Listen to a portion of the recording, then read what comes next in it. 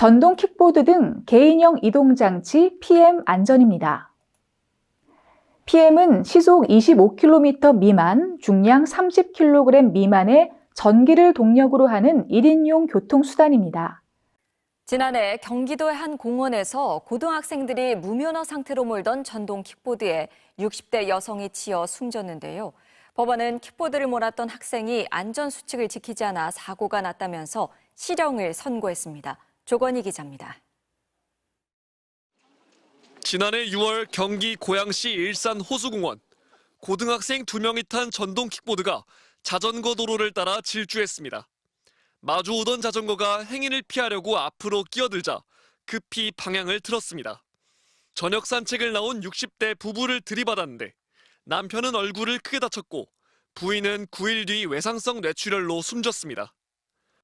학생들이 이렇게 오고 노인분들이 건너시다 부딪혀서 쓰러지셨다고 그러던데? 킥보드를 운전한 학생에게 1심 법원은 실형을 선고했습니다.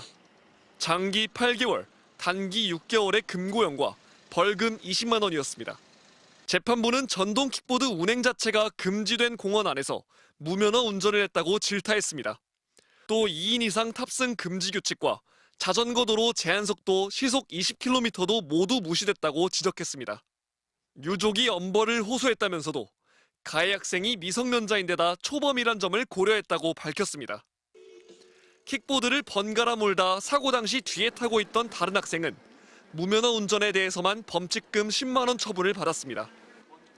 전동 킥보드 사고가 끊이지 않자 지자체들도 속속 대응에 나섰습니다.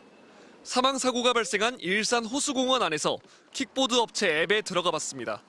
주행과 주차를 할 수 없다는 안내 문구가 뜹니다. 공원 내부를 킥보드 운행 금지 구역으로 설정해달란 고양시 요청을 업체들이 받아들인 겁니다.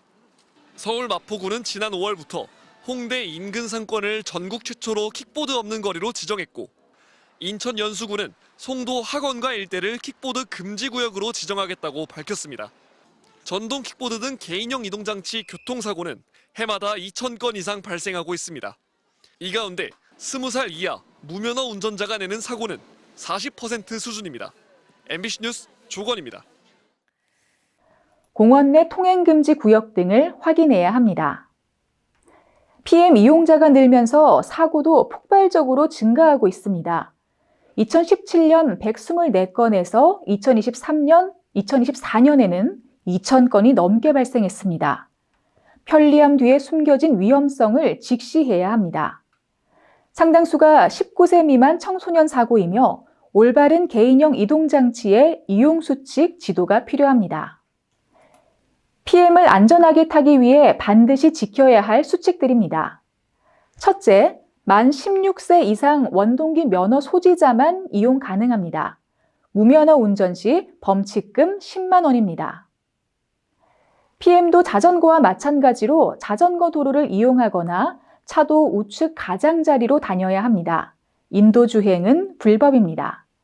사람이 다니는 길에서는 내려서 끌고 가야 한다는 점 꼭 기억해 주시기 바랍니다.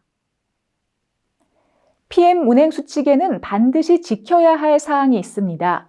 그건 바로 주정차 공간을 제외한 13개 구역에 주차하면 안 된다는 겁니다. 특히 보도 중앙, 차도, 터널 안 같은 곳은 매우 위험합니다. 차량과 충돌 사고가 일어나기 때문입니다. 자전거 도로를 이용하거나 자전거 도로가 없을 경우 도로 우측 가장자리로 통행해야 합니다. 전동 킥보드는 1인용입니다.